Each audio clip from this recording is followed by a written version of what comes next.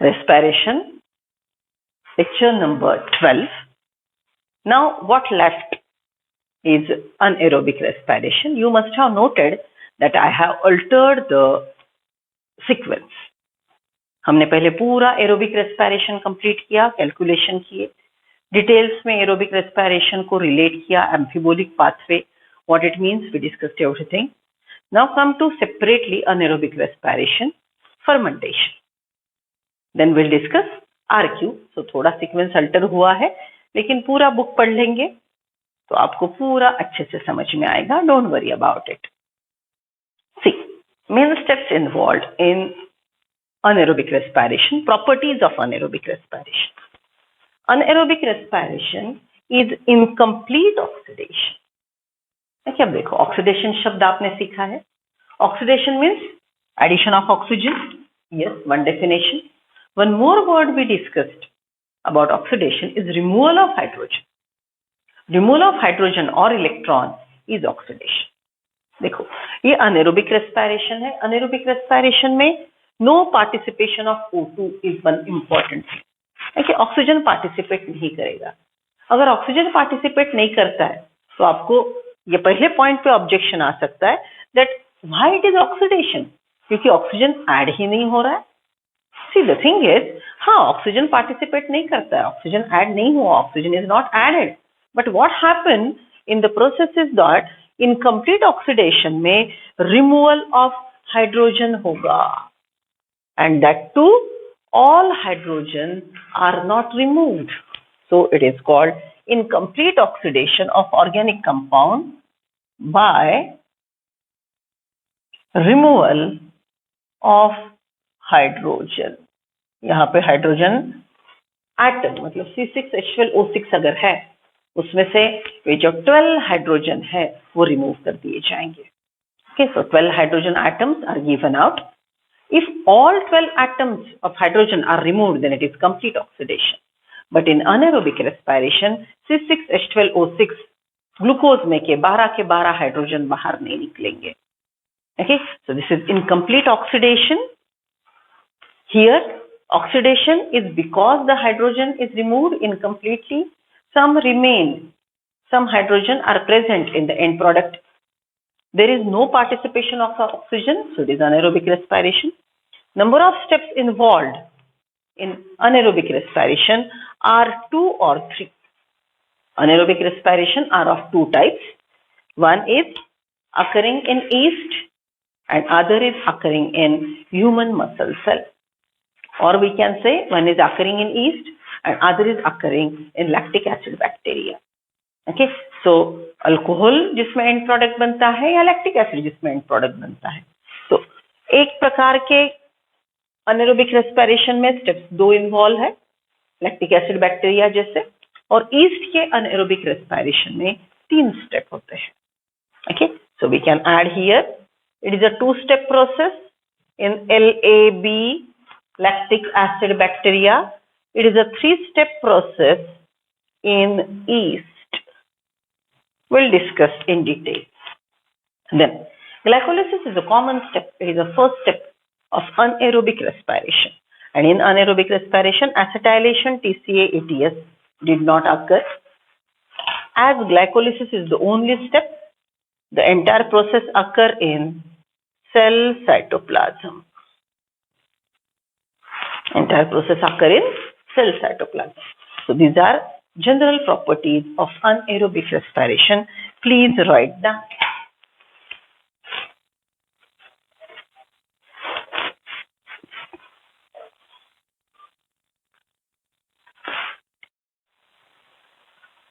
Significances of ETS. अब ये point इसके पहले मैंने कभी डिस्कस नहीं किया था. ये पॉइंट स्टेट बोर्ड में क्लियरली लिखा है. एनसीईआरटी में हिडन एरियाज है, रीड बिटवीन द लाइन बोलते हैं ना, ऐसा ये पॉइंट एनसीईआरटी में हिडन है. तो हमने रियल डिस्कशन में ये पॉइंट नहीं लिया था, एडिशनल पॉइंट है, अच्छे से सुनो.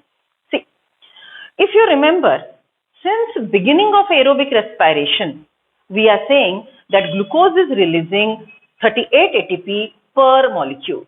एक ग्लूकोज से आपको 38 ATP मिलते हैं, हम डे 1 से बोल रहे हैं. और एक बात हमने बोली, oxygen participate in aerobic respiration. It is a very efficient process in which maximum energy is converted to ATP molecule and there is loss heat. हाँ, ये बात अलग है कि हीट ये वेस्टेज है वो ज्यादा है, लेकिन अनएरोबिक रेस्पिरेशन के कंपैरिजन में एरोबिक रेस्पिरेशन में बहुत ज्यादा एटीपी बनते हैं. 1 molecule of glucose produces 38 ATP in aerobic respiration. 1 molecule of glucose produces 2 ATP in anaerobic respiration. तो देखो 2 ATP और 38 ATP. अगर आपको याद है तो मैंने जब आपको बायोलॉजिकल क्लासिफिकेशन में एवोल्यूशन का लाइन समझाया था, वहां पे हमने बोला था primitive life on planet was heterotrophic anaerobic. Life ने ये प्लैनेट पे बिजनेस शुरू किया, अनएरोबिक रेस्पिरेशन शुरू किया, वो हेटेरोट्रॉप था, एक ग्लूकोज से 2 एटीपी बना रहा था, तो बड़ा पुअर था. मैंने ऐसे बोला था 2 लाख कमा रहा है वो एक महीने में, एक साल में 2 लाख कमा रहा है, क्योंकि बड़ा पुअर लाइफ है, लाइफ वॉज मिजरेबल. तो एरोबिक रेस्पिरेशन जैसे डेवलप हुआ तो एक साल में 38 लाख 1 ग्लूकोज से 38 एटीपी बनाने लगा, तो लाइफ रिच हो गया, तो एवोल्यूशन हुआ. So one of the crucial point why the evolution proceed is oxygen added in this environment because of oxygenic photosynthesis, and second point, the heterotrophic organism start using oxygen and perform aerobic respiration, start preparing 38 ATP per glucose, because of which the life become rich, right? And life start evolving. यूनिसेल्युलरिटी से मल्टीसेल्युलरिटी आई, cell differentiation आया, morphogenesis, organogenesis and multicellular giants बने. आप multicellular giant, आपकी energy demand बहुत ज्यादा है, ये energy demand आप फुलफिल क्यों कर सकते हो? क्योंकि आप एरोबिक रेस्पिरेशन में ईटीएस करवाते हो. So that is significance of ETS. What is this? Listen, अगर हमने इसके पहले का चार्ट भी देखा तो जब ग्लाइकोलिसिस हुआ आपके हाथ में 2 NADH और 2 ATP थे. एसिटाइलेशन में आपके हाथ में 2 NADH आए. TCA में आपके पास टोटल 3 NADH और 1 FADH. देखो कैलकुलेशन देखो, ओके. हमने टोटल रिड्यूस्ड कोएंजाइम कैलकुलेट किए एक ग्लूकोज के लिए. 1 glucose generates total 12 reduced coenzymes. 1 glucose generates total 12 reduced coenzymes which are not ATP. आपके हाथ में TCA होने के बाद सच में कितने ATP आए? सबस्ट्रेट लेवल फॉस्फोराइलेशन के 2 जो ग्लाइकोलिसिस में बने और TCA के GTP, ओके, 2 और 2 4. बस ये 4 ATP आपके डायरेक्ट हाथ में आए. बाकी 12 जो रिड्यूस्ड कोएंजाइम्स है वो बाकी 12 के 12 रिड्यूस्ड कोएंजाइम आपके हाथ में चेक है, वो ईटीएस में गए तो ही वो चेक NADH अगर ईटीएस में गए, बैंक में गए, तो ही आपको पैसा एटीपी मिलेंगे. ठीक है, हमने कैलकुलेट भी किया कि ईटीएस में कितने एटीपी बनते हैं. 1 ग्लूकोज से 34 एटीपी ईटीएस में बनते हैं और सिर्फ 4 ATP SLP substrate level phosphorylation से बनते हैं. तो इतनी ह्यूज अमाउंट ऑफ एनर्जी कहाँ पे रिलीज हो रही है? ईटीएस में रिलीज हो रही है. क्यों हो रही है? क्योंकि रिड्यूस्ड कोएंजाइम का पूरा प्रोसेसिंग होके, प्रोटॉन पंप होके NADH, FADH2 are giving you energy in form of ATP. Hence, ETS is one of the very important process which is occurring in mitochondria, generating maximum ATP. Right? Okay. So, अब हम ETS के significances देखेंगे. See what is written on the board. Significance of ETS. Point number 1. Actually, energy is released in form of ATP. अभी तक आपके हाथ में जो NADH, FADH थे, उससे एक्चुअल एनर्जी ईटीएस में बनी. Okay, so actual energy is released in form of ATP from NADH, FADH. अगर मैं अब यहाँ पे नंबर ऐड करूं, तो एक ग्लूकोज आपको 10 NADH, 2 FADH देता है. एक NADH के कितने? 3 ATP, तो 10 के होंगे 30 ATP. 2 FADH के बनेंगे 4 ATP।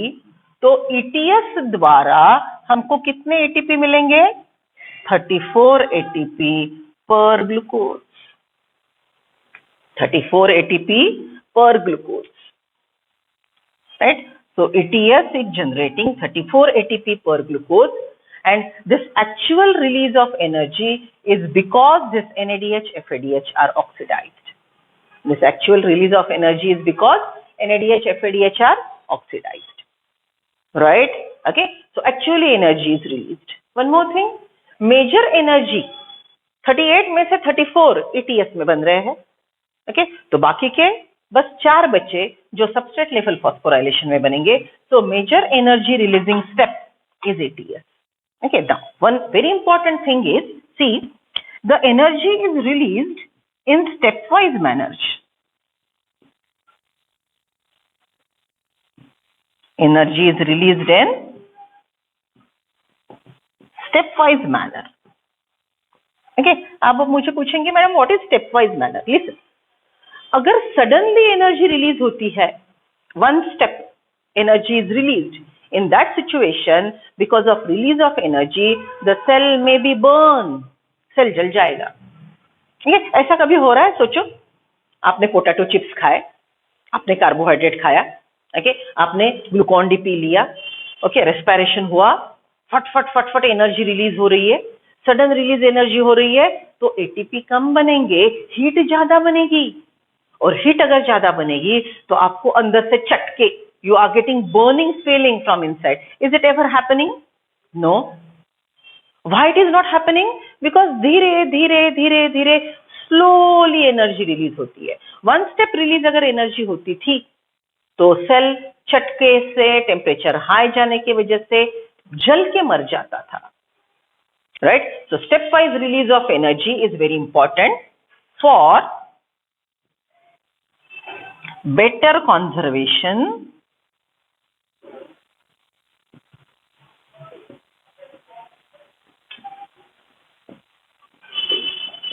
in ATP form। ATP के फॉर्म में एनर्जी कंजर्व होने के लिए स्टेप वाइज रिलीज बहुत जरूरी है। स्टेप वाइज रिलीज बहुत जरूरी है, अदरवाइज टेम्परेचर बढ़ने की वजह से, सेल के एंजाइम डीएक्टिवेट होने की वजह से सेल मर जाते थे। देखिए, आप थोड़ा सोचो, आपको ये हीट का फीलिंग कहाँ पे आता है? So in zoology you have discussed that we homeotherms which we maintain our internal body temperature. Respiration में, एरोबिक रेस्पिरेशन में एक ग्लूकोज में, okay, remember this point, one glucose is having 686 kilo calories of energy. ये point लिख लो, एक glucose के अंदर 686 किलो कैलोरीज एनर्जी है, ओके। वो एनर्जी ईटीएस में 34 एटीपी में कॉन्जर्व होती है और एसएलपी में 4 एटीपी में। मतलब टोटल अगर हम कैलकुलेट करेंगे तो 38 ATP multiplied by 7.3 kilo calories, इतनी एनर्जी एटीपी में कॉन्जर्व होती है। 38 मल्टीप्लाइड बाय ये एनर्जी कॉन्जर्व हो गई और बच्चे वाली एनर्जी हीट रिलीज हो गई। I repeat, one glucose content total amount of energy 686 kilo calories. How much is conserved in 1 ATP? The amount of energy conserved is 7.3 kilocalories. In 1 ATP, the amount of energy conserved is 7.3 kilocalories. Okay. अब 38 multiplied by 7.3, इतनी energy ATP के रूप में conserve हुई, इतनी energy ATP के रूप में कॉन्जर्व हुई, बच्चे वाली हीट बोल के वेस्ट हो गई। But still formation of 38 ATP which conserve 38 multiplied by 7.3, this is efficient process. Biologically ये बड़ा इफिशिएंट प्रोसेस है। ये प्रोसेस में जो हीट वेस्ट होती है, वो वेस्ट हीट हम होमियोथर्म्स बॉडी टेम्परेचर मेंटेन करने के लिए होती है। You know the word homeostasis, zoology में सीखा है आपने। We maintain our internal environment stable by excretion, osmoregulation and temperature management. We maintain our internal balance stable, that is called homeostasis. तो हम इंटरनल टेम्परेचर मेंटेन कैसे करते हैं? Respiration में जो हीट वेस्ट होता है वो हम कॉन्जर्व कर लेते हैं और बॉडी टेम्परेचर बढ़ाने के लिए यूज करते हैं। बाहर 0 डिग्री है, -4 डिग्री है, हमारा बॉडी टेम्परेचर इंटरनल 34 डिग्री है। बाहर 48 डिग्री है, समर है, हमारा इंटरनल टेम्परेचर 37 डिग्री ही है। Why we maintain? Because at 37 degree temperature, the enzymes are active. At 37 degree temperature, enzymes are active and we remain efficient. Understood? Right? So, अगर ये heat हमको नहीं मिलती थी तो हम बॉडी टेम्परेचर मेंटेन नहीं कर सकते थे। तो दोनों बायोलॉजिकल सिग्निफिकेंस समझो। Aerobic respiration conserves energy in 38 ATP which is available for metabolic reaction, and wasted energy is utilized for temperature maintenance by evolved organism. So it is a wonderful process, right? Okay, one more thing. See, आपने अगर बहुत heavy exercise की, या समझ लो आप lawn tennis खेल रहे हो, ओके, 5 ऑल का स्कोर है, ड्यूस है, ओके, 5 ऑल का स्कोर है, ड्यूस है, and the score is 20-20 and you are still playing. Okay, simple भाषा में बोलना है तो लॉन टेनिस जैसा एग्जॉस्टिव गेम आप 6 घंटा कंटिन्यूअसली खेल रहे हो। इन दैट सिचुएशन आप कितनी रेस्पिरेशन का रेट बढ़ाओगे, कितने एटीपी बनाओगे? जितने एटीपी ज्यादा बनेंगे उतना हीट ज्यादा बनेगा, जितना एटीपी ज्यादा बनेगा उतना हीट ज्यादा बनेगा। समझ रहे हो? आप 6 घंटा कंटिन्यूअस खेल रहे हो, ओके, आप बहुत ग्लूकोज जला चुके हो, आपने बहुत ज्यादा एटीपी बनाया तो ऑब्वियसली आपने हीट भी बनाया, वो हीट आपका बॉडी गर्म कर रहा है, आप स्वेटिंग कर रहे हो और आपका बॉडी टेम्परेचर इतना हाई हो गया कि कभी देखो यहाँ पे ऐसे गर्म फील होता है, your cheeks, your forehead, okay, this temples are feeling hot. Why? The temperature is rising. Then what your body does? क्या सीखा है आपने ज़ूलॉजी में? If the body temperature rises beyond certain limit, then the hypothalamus sense it. Capillary में से जो blood travel कर रहा है उसका टेम्परेचर बढ़ गया, वो हाइपोथैलेमस सेंस करेगा। हाइपोथैलेमस आपका कौन सा हार्मोन स्विच ऑन करेगा, आप हार्मोनल कोऑर्डिनेशन में सीखेंगे। वो हार्मोन की वजह से आपके कैपिलरीज डायलेट होंगे, ओके, सुपरफिशियली वो आना शुरू हो जाएंगे, आपके स्वेट ग्लैंड एक्टिव होंगे, आपकी पूरी बॉडी स्वेट से कवर हो जाएगी, आप पसीने से लथपथ हो, और वो पसीना, that wet total thin film present on your body is now evaporated because by using the internal body temperature, internal heat. I repeat, आप excessively गेम खेले हो, okay, 6 घंटा आप लॉन टेनिस खेले हो, आपने बहुत एटीपी बनाया तो ज्यादा हीट भी बनाया, वो हीट की वजह से आपका बॉडी टेम्परेचर बहुत हाई हो रहा है, वो हाई टेम्परेचर जो ब्लड में है वो हाइपोथैलेमस में सेंस किया, हाइपोथैलेमस एक हार्मोन सिक्रीट करेगा, एक आप हार्मोनल कोऑर्डिनेशन में सीखेंगे, राइट? ओके, जब मैं इसके बारे में और बात करूंगी तो उसके बारे में भी डिटेल बोलूंगी।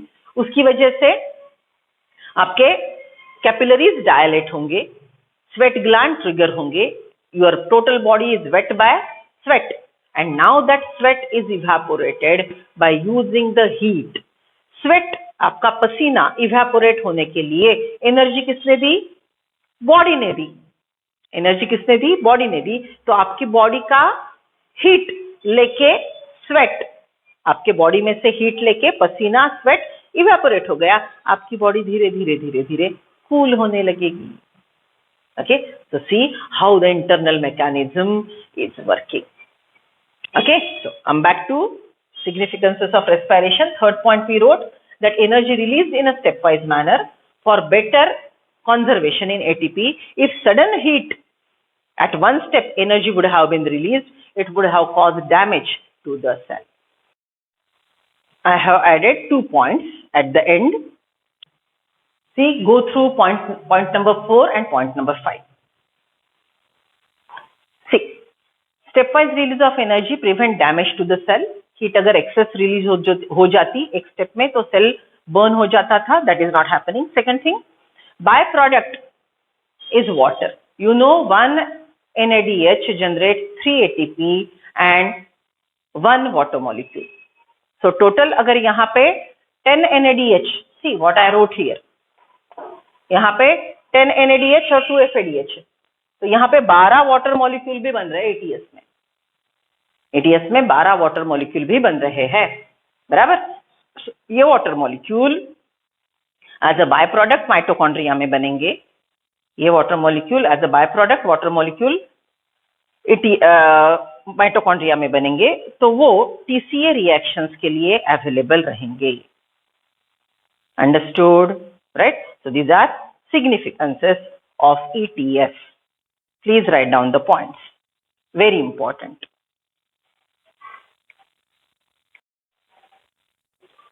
Anaerobic respiration, which is a primitive process.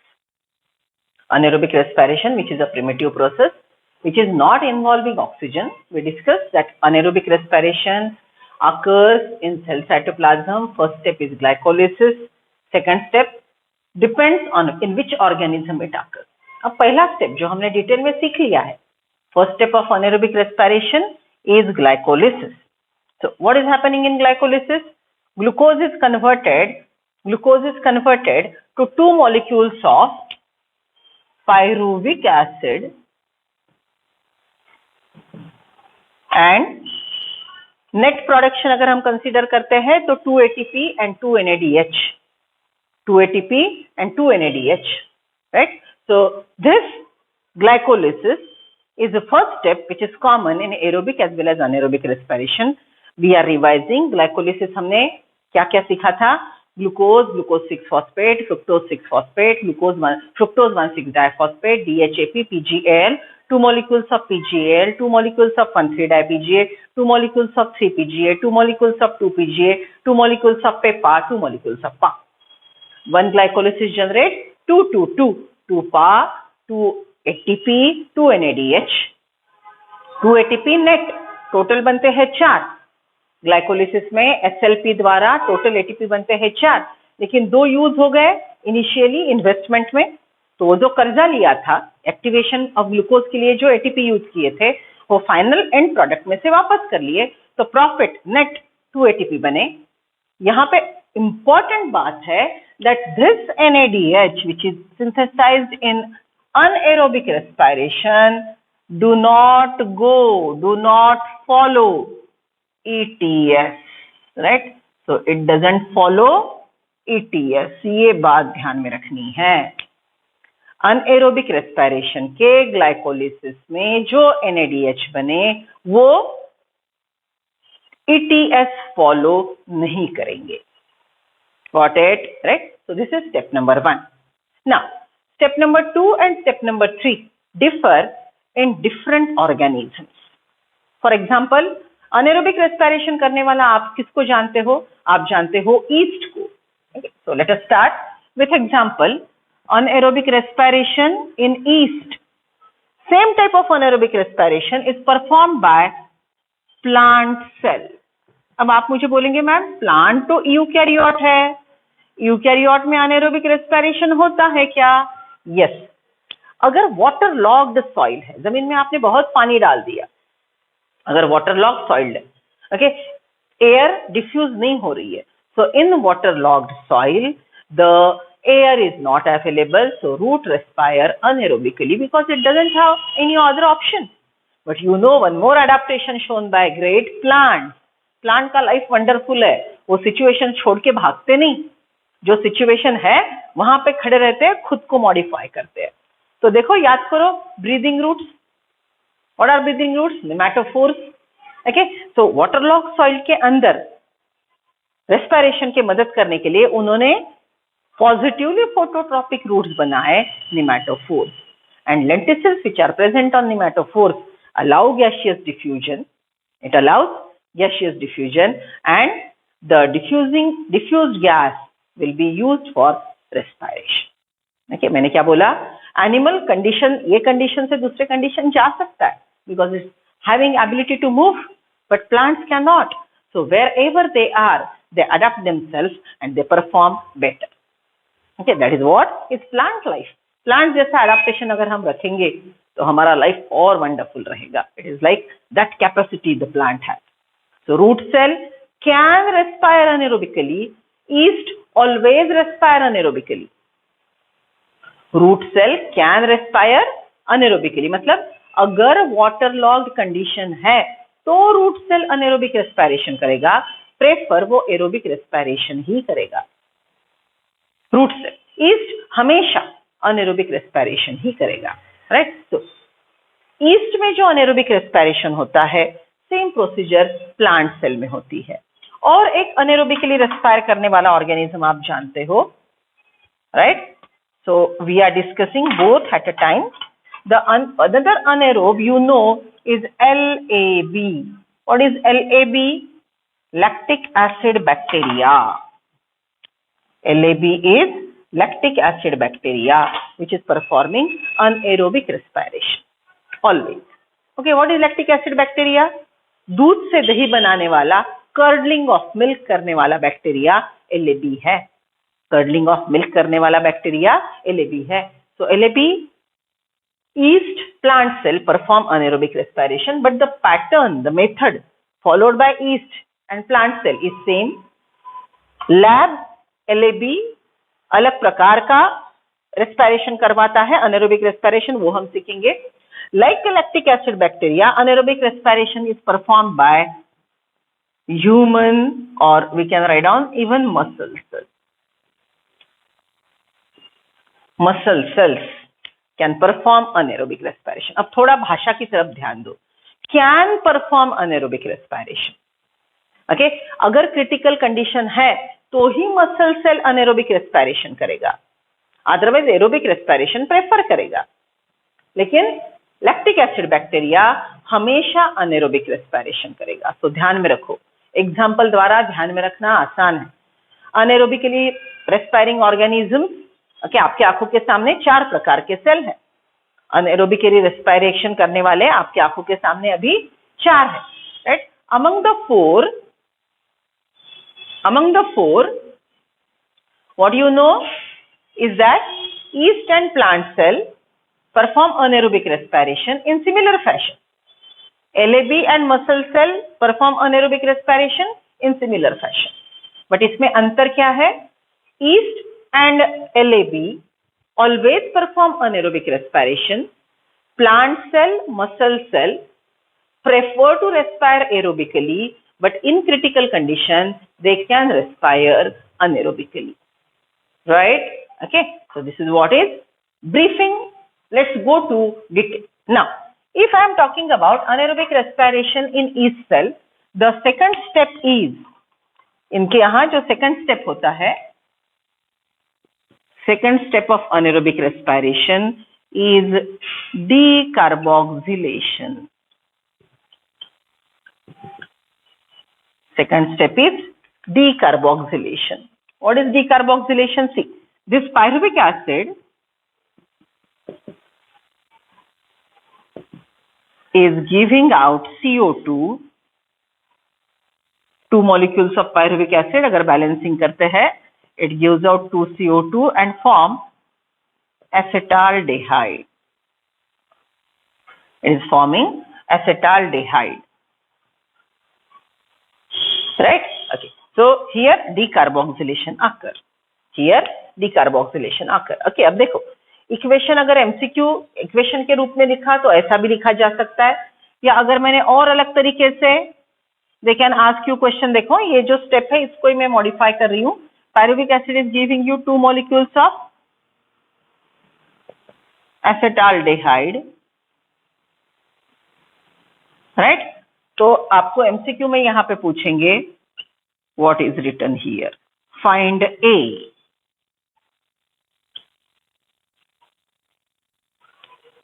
Okay, so यहाँ पे आपका आंसर क्या आएगा? For 2 pyruvic acid when undergoing decarboxylation form 2 acetaldehyde, and here your answer will be it gives out 2 molecules of CO2. 2 molecules of CO2 are given out. Right? So this is second step. Now, in third step में क्या होगा? Third step of anaerobic respiration is this acetaldehyde, two molecules of acetaldehyde are reacting with 2 NADH. From where these 2 NADH are coming? These 2 NADH, ये जो glycolysis में बने वाले NADH थे, वो NADH यहाँ पे यूज हो गए. Okay, so this NADH is added to acetaldehyde and acetaldehyde is reduced to 2 molecules of ethyl alcohol. You know the formula, C2H5OH, and 2 NAD are produced. Okay, so this is anaerobic respiration which is occurring in yeast cell as well as plant cell. This process involves 3 steps. First step is glycolysis, second step decarboxylation, third step इसको हम क्या बोलेंगे?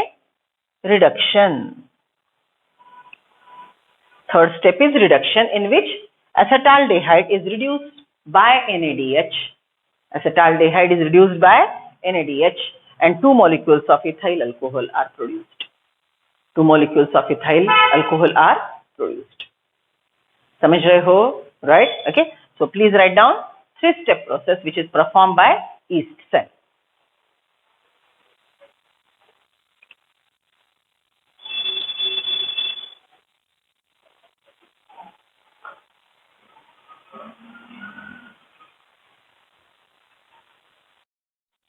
Anaerobic respiration in lactic acid bacteria.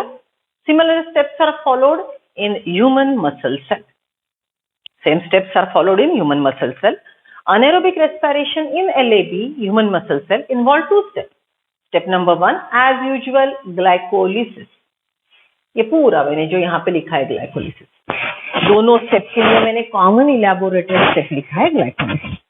First step, glycolysis, giving you 2-pyruvic acid, 2 ATP, 2 NADH. Second step in LAB or human muscle cell is reduction. I wrote here decarboxylation doesn't occur. Decarboxylation doesn't occur. Second step is reduction. For this reduction, as usual, the NADH glycolysis common step है ना, तो glycolysis में जो NADH बना, ये reduction के step में use होता है. Same yeast में भी हुआ था. Okay, यहाँ पे भी होगा. So pyruvic acid plus 2 NADH giving you 2 lactic acid, 2 molecules of lactic acid plus 2 NAD. 2 molecules of lactic acid plus 2 NAD, right? And this lactic acid accumulates in muscle cell. Okay, देखो मैंने आपको समझाया था कि आपके body में कितना बेहतरीन प्लानिंग है. Plan A, all muscle cell get abundant oxygen, they respire aerobically, prepare 1 glucose giving 38 ATP, working nicely. If at all your muscle require more oxygen and your breathing rate has not able to cope up with that requirement, आप breathing कर रहे हो लेकिन आपकी muscle की requirement ज्यादा है, आप ज्यादा काम कर रहे हो, ऑक्सीजन कम आ रहा है अंदर, हाफते हो ना वो time. Okay, what time you are trying to maximum take in oxygen, but the amount of oxygen taken in by you is not sufficient for muscle cells aerobic respiration. So muscle cell has stored oxygen in it. Muscle cell has stored oxygen in it. By using that, muscle cell will continue pull on aerobic respiration. अगर वो भी oxygen खत्म हो गया, तो muscle cell ultimately क्या करेगा? Anaerobically respire करना शुरू करेगा. 38 एटीपी नहीं मिले तो चलेगा, 2 एटीपी के काम करवा लेगा. देखो मैंने आपको ब्रीफ किया था. Okay, so this is how normal aerobic respiration can be done by muscle cell, which is preferred. With stored oxygen, it will continue aerobic respiration. If that is also exhausted, in that situation, muscle cell will respire anaerobically and work with 2 ATP to save your life. Okay, so that muscle cell performing anaerobic respiration involves 2 steps. First is glycolysis as it is, ये common step है. Glycolysis is a common step for aerobic as well as anaerobic respiration. Glycolysis is a common step for alcohol as well as lactic acid fermentation, ऐसा भी बोल सकते हैं. Plant cell का, east का, एलएबी का, ह्यूमन मसल का, अनएरोबिक रेस्पिरेशन का भी पहला स्टेप कुठला है, कौन सा है? That is glycolysis, which is very common. यही होगा सबके ग्लाइकोलिसिस में, यही होगा. अनएरोबिक रेस्पिरेशन में ये NADH ETS में नहीं जाएगा, ये NADH ETS में नहीं जाएगा. Right, okay. तो ये NADH ही रहेगा. और आगे जो रिडक्टिव स्टेप है, आगे के जो रिडक्टिव स्टेप है, इथाइल अल्कोहल के अनएरोबिक रेस्पिरेशन में एसिटाल्डिहाइड का रिडक्शन करने के लिए ग्लाइकोलिसिस का NADH आएगा. अगर ये टाइप का अनएरोबिक रेस्पिरेशन हो रहा है, अगर ईस्ट का, प्लांट सेल का अनएरोबिक रेस्पिरेशन है, तो ये स्टेप फॉलो होंगे. And in this step NADH will be used. If it is anaerobic respiration of LAB or human muscle cell, if it is anaerobic respiration of LAB or human muscle cell, it is a two-step process. One step is common glycolysis, and NADH produced in glycolysis is used in step number 2, and it is reducing directly pyruvic acid to lactic acid. Lactic acid is a 3C chemical. Right? So, 1 pyruvic acid, 3C, giving you a 3C chemical, lactic acid. So obviously there is no decarboxylation. Obviously there is no decarboxylation. Okay, so write down the things. Now we are supposed to compare differences between anaerobic respiration in yeast and anaerobic respiration in muscle cell. हमको differences लिखने हैं. चलो, make 2 columns. Write down the title: anaerobic respiration in yeast, anaerobic respiration in LAB. Okay. अब differences लिखने से पहले और एक शब्द ध्यान में रखेंगे, is that anaerobic respiration in unicellular organism is also called fermentation. Anaerobic respiration in unicellular organism is also called fermentation. Okay. It is a synonymous term. अब फर्मेंटेशन और अनएरोबिक रेस्पिरेशन में भी अंतर है, लेकिन वो बाद में थर्ड रिवीजन में समझाऊंगी, अभी नहीं. Right now just remember, anaerobic respiration in unicellular organism is also called fermentation. बस एक पॉइंट ध्यान में रखो, but every fermentation is not anaerobic respiration. Her fermentation anaerobic respiration नहीं है. ओके, फर्मेंटेशन अलग अलग प्रकार का होता है. देखो, एंटीबायोटिक पेनिसिलिन बनाया आपने, एंटीबायोटिक पेनिसिलिन बनाता है, स्ट्रेप्टोमाइसिन बनाता है, ऑर्गेनिक एसिड्स बनते हैं, सिट्रिक एसिड बनते हैं. माइक्रो ऑर्गेनिज्म ने खुद के मेटाबॉलिज्म में जो भी एंड प्रोडक्ट बनाया, ओके, उसको हम बोलेंगे फर्मेंटेशन. ओके, ये ईस्ट माइक्रो ऑर्गेनिज्म है, इसने ये प्रोसेस करवाया ethyl alcohol, so it is called ethyl alcohol fermentation. Microorganism is performing this anaerobic respiration step and preparing ethyl alcohol. It is called ethyl alcohol fermentation. Lactic acid bacteria growing in the milk, performing curdling of milk. Lactic acid bacteria growing in the milk, performing curdling of milk is lactic acid fermentation. It is lactic acid fermentation. This lactic acid accumulate in the milk, because of which pH lower, it become acidic. LAB milk में grow हो रहा है, lactic acid बना रहा है, ये accumulate होते जा रहा है. Lactic acid acidic pH, low pH, milk protein will coagulate and milk start becoming semi-solid. Milk protein coagulate होगा और मिल्क सेमी सॉलिड होता जाएगा. समझ रहे हो? तो ये प्रोसेस की वजह से आपको सेमी सॉलिड कर्ड मिलता है. ओके, अगर कर्ड पूरा ना हो गया, बासी हो गया cell, then the lactic acid concentration goes on increasing. 10 घंटे हो गए, 20 घंटे हो गए, 30 घंटे हो गए, LAB ग्रो हो रहा है, तो लैक्टिक एसिड कॉन्सेंट्रेशन बढ़ेगा और आपका कर्ड खट्टा होता जाएगा। तो वो रोकने के लिए आप कर्ड को रेफ्रिजरेटर में रखते हो, you keep it in fridge. Now what happened in fridge? Low temperature. In low temperature lactic acid bacteria low temperature में एंजाइम कम बनाता है, मेटाबॉलिक रिएक्शन लो करता है। तो वही स्पीड जो लैक्टिक एसिड बनाने का था वो रूम टेम्परेचर पे ज्यादा था, फ्रिज के अंदर स्लो हो गया। तो फ्रिज के अंदर आपका कर्ड खट्टा नहीं होता, बाहर रखे तो रिएक्शन ज्यादा होता है, लैक्टिक एसिड ज्यादा बनता है, तो कर्ड आपका खट्टा होता है। Okay, so lactic acid fermentation is done by lactic acid bacteria, in which the bacteria is causing curdling of milk.